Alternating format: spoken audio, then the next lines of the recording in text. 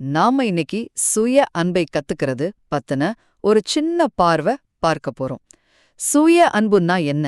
நிறைய பேரு நினைக்கிற மாதிரி அது வெறும் அகங்காரம் தானா? இல்லவே இல்லைங்க.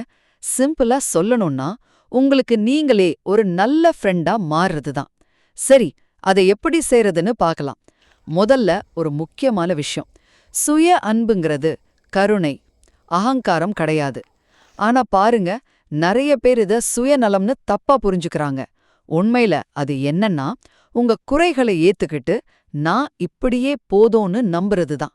ஒரு சின்ன பயிற்சி வேணும்னா செஞ்சு பாருங்களேன். உங்களுக்கு ரொம்ப பிடிச்ச ஒரு நண்பர்கிட்ட எப்படி பேசுவீங்களோ அதே மாதிரி உங்ககிட்ட நீங்களே கொஞ்சம் மென்மையா பேசி பாருங்க.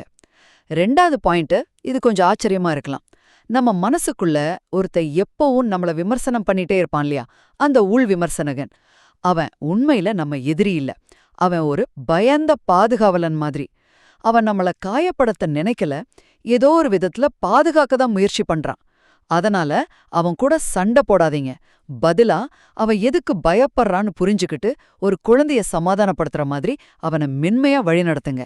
ஏன்னா உண்மையான வளர்ச்சி விமர்சனத்துல வராது, பாதுகாப்புல தான் வரும். கடைசியா 3வது விஷயம், சுய அன்புங்கிறது வெறும் உணர்வு மட்டும் இல்ல, அது ஒரு செயல். உதாரணத்துக்கு எல்லைகளை அமைக்கிறது.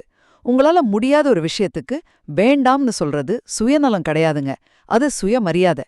அது உங்க நேரத்தையும் சக்தியையும் ரொம்பவே பாதுகாக்கும். யோசிச்சு பாருங்க, உங்க கோப்பையே காலியா இருக்கும்போது மத்தவங்களுக்கு எப்படி ஊற்ற முடியும், இல்லையா? ஆக சுருக்கமா சொல்லணும்னா, உண்மையான சுய அன்புனா என்ன? கருணை, சுயமரியாதை, அப்புறம் தெளிவான எல்லைகள். இது எல்லாத்தையும் வச்சு நீங்களே உங்களுக்கு ஒரு பாதுகாப்பான இடமா மாறுறது தான்.